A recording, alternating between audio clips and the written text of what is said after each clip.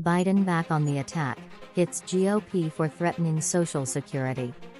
The White House has begun warning anew that Republicans are coming after those social insurance programs, in what seems destined to be an oft-repeated line between now and November 2024.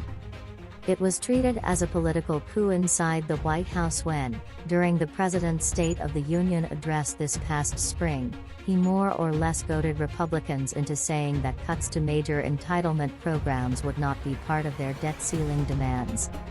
When the deal ultimately came together, President Joe Biden explicitly touted that he kept Social Security and Medicare off the chopping block.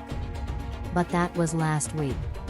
This week, the White House has begun warning anew that Republicans are coming after those social insurance programs, in what seems destined to be an oft-repeated line between now and November 2024.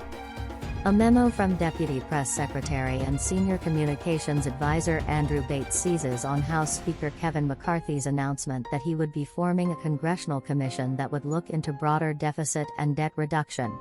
McCarthy's directive was to examine the entire budget, and he noted, the majority driver of the budget is mandatory spending. It's Medicare, Social Security, interest on the debt. The memo goes on from there. The Wall Street Journal reinforced this, reporting that Speaker McCarthy wants to organize a bipartisan commission to look at the entirety of government spending, including mandatory spending programs like Medicaid and Social Security. These new statements from the Speaker demonstrate that the House GOP are reversing the promise they made to President Biden and the country in the State of the Union, and that to shield billionaires and multinational corporations from paying a cent more in taxes, they very much intend to slash Americans' Medicare and Social Security benefits. The American people, including majorities of conservatives, reject that approach, and support President Biden's work to stand up for the benefits they pay their entire lives to earn. There is something decidedly DC about the exchange, with each side engaged in some sleight of hand, a memo, giving the appearance of a more serious response than a statement, being put together to chastise the possible creation of a commission, being put together to stave off demands for actual legislation. But it does underscore something larger about Biden world's political bearing.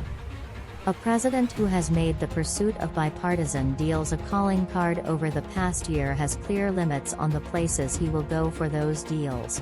He also has some well-honed instincts, and very clear polling, about how to run campaigns and what makes voters tick, or scared.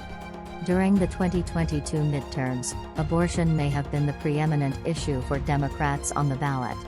But not too far behind were attacks on Senator Rick Scott, Republican Florida, for proposing a budget blueprint that called for entitlement cuts. The senator ended up having to backtrack.